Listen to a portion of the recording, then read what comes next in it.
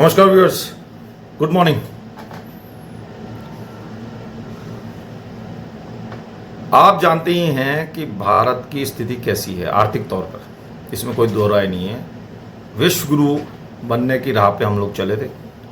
हम क्या चले थे, हमारे प्रधानमंत्री जी चले थे, सब कुछ ठीक चल रहा था। अचानक से क्या हो गया, पेट्रोल के दाम 2 बार बढ़ गए हैं, सोने चांदी के लिए मना कर रहे हैं, खरीदने के लिए मना कर रहे हैं, शादी ब्याह में कह रहे हैं कि वो बिना सोने चांदी की शादी करो, बच्चों को ऐसे ही उनका जो भी परिणय सूत्र में बांध दो उनको। अब बताइए, अपने ट्रेडिशंस में बिना सोने के कौन अपनी बच्ची को लेगा? आप बताइए। कहने को तो सब कुछ अच्छा लगता है, कोई भी बिना सबसे गरीब आदमी भी होगा, बिना दान दहेज के, बिना आभूषणों के कोई भी नहीं बच्ची को एक्सेप्ट करेगा। बहुत मॉडर्न क्लास होंगे या बहुत ब्रॉड माइंडेड होंगे, वो लोग इसको एक्सेप्ट कर सकते हैं। मोदी जी की बात कोई सुनने वाला नहीं है। As far as ornaments are concern, मतलब सोने की अगर बात हो तो ये चीज़ें एक्सेप्टेबल नहीं है शादी में। चलिए, एक बात ध्यान रख लेना, जो ये आपका जो पेट्रोल जो बढ़ रहा है, ये सिर्फ 2 बार नहीं बढ़ा है, ये इंस्टॉलमेंट्स में बढ़ाया जा रहा है। एक ईएमआई के तौर पर धीरे धीरे धीरे धीरे धीरे करके इसको 130, 125, 120 तक ले जाना है। आप देखना आने वाले समय में, अभी आज ही शायद 109, 110 रुपये हो गया है, 95 पैसे और बढ़ाएं, और आगे और भी बढ़ने वाला है। एक समय था, मनमोहन सिंह जी हमारे प्रधानमंत्री थे, सब लोग उनको डमी प्राइम मिनिस्टर मानते थे। आज उनकी याद आ रही है, कभी उन्होंने इकोनॉमिकली हमारे को फेल होने नहीं दिया। आज स्थिति ये कि रुपया किसी भी टाइम 100 रुपये से ऊपर जा सकता है, और 100 रुपये से ऊपर गया तो स्थिति विकट हो जाएगी। भारत की स्थिति, फिस्कल डेफिसिट की जितनी बार मैं बोल सकता था बोल चुका।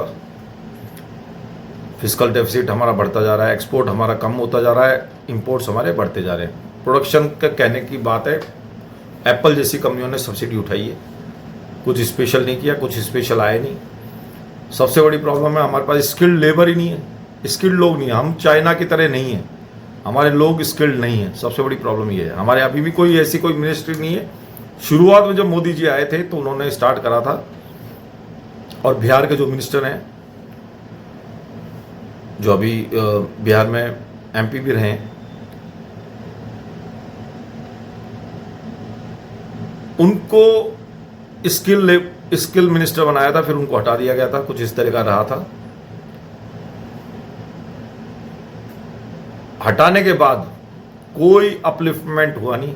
आज स्थिति ये है कि लोग बाग भयंकर तरीके से बेरोजगार हैं, और कारण सिर्फ इतना सा है कि हमारे लोग स्किल्ड नहीं हैं। और मैं आपको पहले से कहता आ रहा था कि हमारा जो निश था, हमारा जो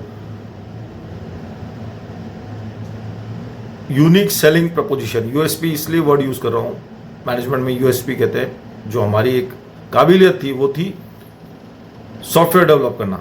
अब जब से एआई है, सॉफ्टवेयर डेवलपमेंट की जरूरत ही नहीं रही। किसी कारण से हम अंग्रेजों से उसी सॉफ्टवेयर डेवलपमेंट की नॉलेज होने के कारण, स्किल्स होने के कारण हम लोग आगे थे। आज अंग्रेजों ने उसको भी डेवलप कर लिया एआई के माध्यम से। अब एआई के थ्रू वो सब सॉफ्टवेयर डेवलप कर सकते हैं, या सॉफ्टवेयर की उनको जरूरत ही नहीं पड़ेगी, एआई के माध्यम से वो अपना काम कर सकते हैं। तरह तरह के एआई के टूल्स आ रहे हैं जो किसी भी तरह का काम कर सकते हैं, और इसमें भी कहीं ना कहीं भारत पिछड़ गया। और पिछड़ने के कारण एक्सपोर्ट भी हमारा, जो हमारा सॉफ्टवेयर का सबसे ज़्यादा, जो आईटी इंडस्ट्री हमारी सबसे ज़्यादा डेवलप थी, जो हमारे लिए valuable American currency, American dollar लाया करती थी, पाउंड्स लाया करती थी, वो भी एक तरह से तबाह हो गई। आज आईटी सेक्टर में कोई भी पैसा लगा के राजी नहीं है, कोई भी उसका शेयर खरीदने को राजी नहीं है। दिन प्रतिदिन पिछले 3 साल से मैं यही ट्रेंड देख रहा हूं कि आईटी सेक्टर दिन प्रतिदिन गिरता जा रहा है। हालांकि हाईएस्ट डिविडेंड्स इन्हीं कंपनियों ने दिए। अब शेयर मार्केट की बात करें तो शेयर मार्केट की हालत यह है कि पिछले साल कुछ भी रिटर्न नहीं आया, इस साल भी कुछ आने को दिख नहीं रहा, उल्टा वैल्यूएशन गिरता जा रहा है। बड़े बड़े जो पत्रकार हैं, बड़े बड़े लोग यही कह रहे हैं कि हमारे जो शेयर्स हैं वो ओवर वैल्यूड है।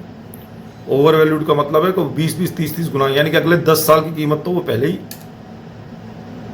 बढ़ा चुके। यानी कि 2 रुपए की चीज़ अगर 10 साल बाद 10 रुपए की होती तो 10 रुपए में आज बिक रहा है वो। तो स्थिति ये है, शेयर मार्केट की हालत खराब। अच्छा, एक केस चल रहा था अडानी जी का। कई बार मोदी जी भी इसी कारण से अमेरिका गए थे, और अमेरिका में जाने के बाद, अमेरिका में जब गए थे वो, तो इस तरह का डिस्कशंस भी होते, और कहीं ना कहीं ट्रम्प तो खुलेआम ही बोलता है, अब उनका क्या बोलें। ट्रम्प तो ये बोलता है कि भाई मैं इनका करियर कभी भी तबाह कर सकता हूँ, उसने खुलेआम बोला है, इसमें कोई दो राय नहीं है। अखबारों में भी आया, न्यूज़पेपर्स में भी आया, और मीडिया में भी आया। अडानी जी को ऐसा दबाव डाला कि अडानी जी जैसे बिजनेसमैन अमेरिका में इन्वेस्ट करने जा रहे हैं, मतलब डील हो चुकी है। कभी कोई, मतलब जो कहा जाता है, अंधी घर में नहीं है दाने, अम्मा चली भुनाने। इन्वेस्टमेंट की जरूरत भारत को है, इन्वेस्टमेंट आप कर रहे हैं अमेरिका में।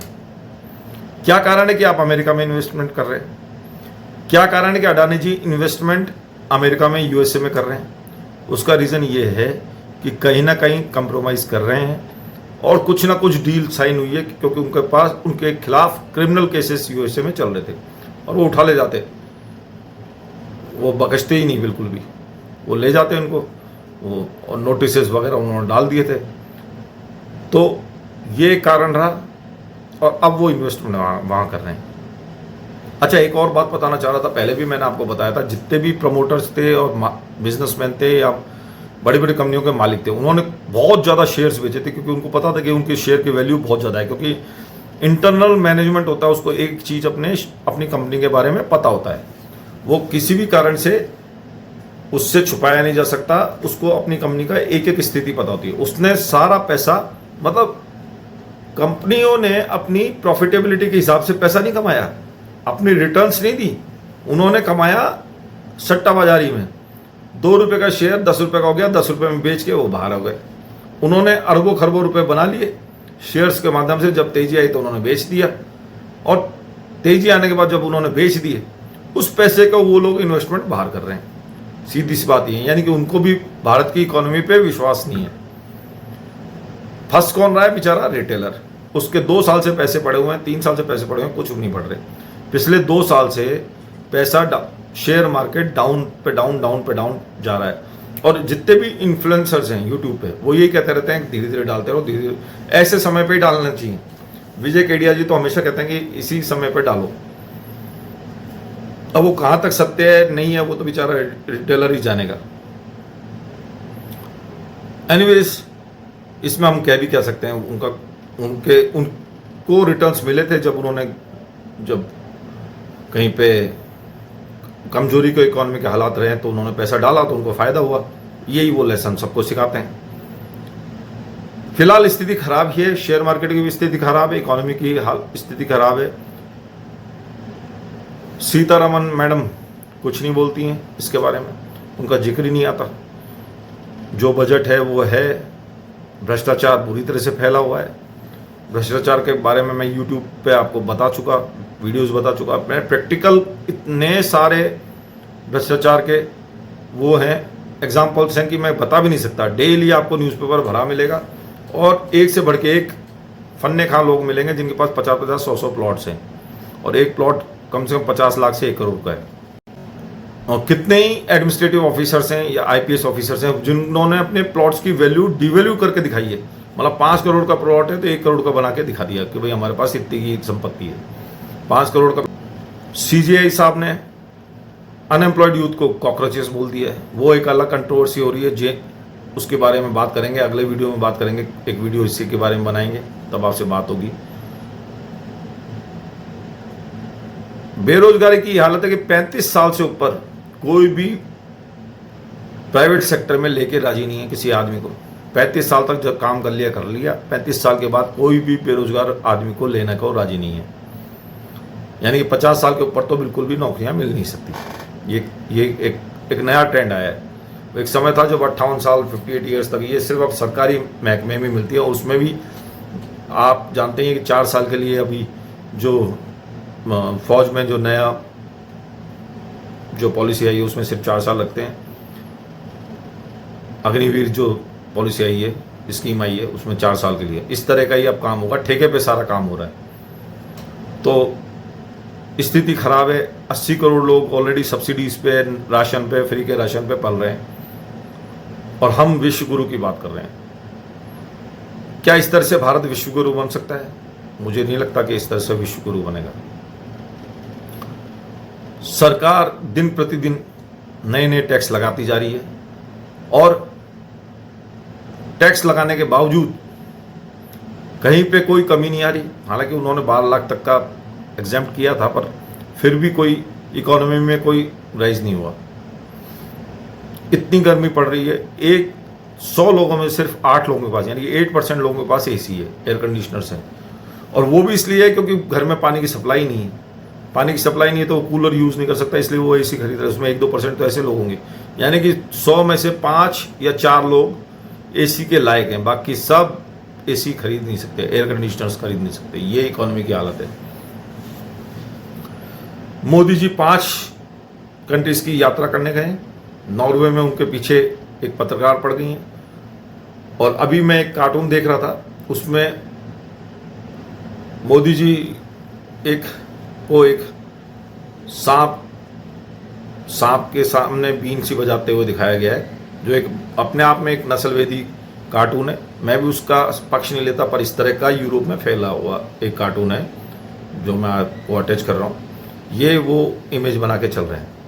यूरोपियंस को किसी ना किसी तरीके से, अमेरिकन्स को अभी भी उनको वाइट जो सुपीरियर वाली एक उनमें साइकोलॉजी है, अभी भी वो एशियन कंट्रीज को पीछे मान रहे हैं। इसी तरह का एक बार जो ये कंट्री है चाइना के पास है, जो चाइना अटैक करने जा रहा है, उस कंट्री ने भी इसी तरह की इमेज दिखाई थी एक समय पे। वो हालांकि वो तो एशियन कंट्री है था, मैं उसका नाम अभी याद नहीं कर पा रहा, जिस पर अभी चाइना अटैक कर रहा है, और सेमीकंडक्टर्स में वो मार्केट लीडर है।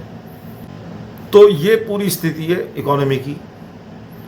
जिस क्षेत्र में डालेंगे वहाँ करप्शन मिलता है, जिस क्षेत्र में डालेंगे हमारे इंफ्रास्ट्रक्चर पूरा नहीं है। पॉलिटिकली बात करें तो चीफ मिनिस्टर्स इतने कैपेबल नहीं है, इतने पढ़े लिखे नहीं है कि वो इकोनॉमी को संभाल पाएँ, अच्छी तरह से गवर्नमेंट को रन कर पाएँ। आज भी जातिवाद और इसी चीज़ों पे वही 50 साल पुराना ढर्रा चल रहा है, वही झूठ मूठ का एक रिजर्वेशन का एक चुका फेंक देना, या हिंदू मुस्लिम वाली राजनीति चल रही है। इकोनॉमी पे किसी का ध्यान नहीं है, ना इतने कैपेबल मिनिस्टर्स हैं जो समझ सकते हैं और जो ला सकते हैं। किसी टाइम में पढ़े लिखे मिनिस्टर्स आते थे, चाहे वो चिदम्बरम हो, मैं ज़्यादा बढ़ाई नहीं करना चाहता क्योंकि मैं कांग्रेस का सपोर्टर नहीं हूँ, पर वो लोग जो थे वो पढ़े लिखे थे, चाहे वो मनमोहन सिंह हो, चाहे वो चिदम्बरम हो। उतने कैपेबल लोग अब नहीं हैं जो इस बारे में समझ सकें। और कई बार ऐसी प्रॉब्लम्स आई थी, पहले भी प्रॉब्लम्स आई हैं, पर उससे बाहर निकल गए, अभी भी निकलेंगे, पर फिलहाल स्थिति खराब है। हमारे जो एक्सटर्नल रिलेशंस हैं वो बुरी तरह से खराब हो चुके हैं बाकी कंट्रीज में। कोई कंट्री विश्वास करके राजी नहीं है। रशिया तक हमारे साथ रिलेशन में अब वो वाली बात नहीं रही जो आज से 5-10 साल पहले हुआ करती थी। रशिया ने भी थोड़ा विश्वास कम कर लिया। हम क्यों इतना ज़्यादा इसराइल के पीछे पड़े हुए हैं ये पता नहीं है, इसका रीज़न पता नहीं है। हालांकि इसराइल हमेशा बिजनेस माइंडेड कंट्री है। चलिए, ये यही मैं बताना चाहता। विश्व गुरु तो छोड़िए, हमारी इकोनॉमी इतनी हालत ख़राब है, हम अपने लोगों का पालन पोषण कर लें तो ही अपने आप में बहुत बड़ी बात है। किसी तरह से इनकी सब्सिडीज़ कम हो, ये खुद अपने पैरों पर खड़े हो जाए तो बहुत बड़ी बात है। मुश्किल लगता है, पर देखते हैं आगे क्या होता है। चैनल को लाइक करिए, सब्सक्राइब करिए और शेयर करिए। आपका दोस्त, आपका शुभचिंतक मयंक नरूका, प्लीज़ ध्यान करिए और सब्सक्राइब करिए। इसी के साथ मैं आज आपसे विदा लेता हूं, और अगले वीडियो में हम फिर आएंगे नए टॉपिक लेके, नए चीज़ों को लेके। और कामना करता हूं कि भगवान हमारे देश को बचा के रखे। बहुत बहुत धन्यवाद। शुभ रात्रि।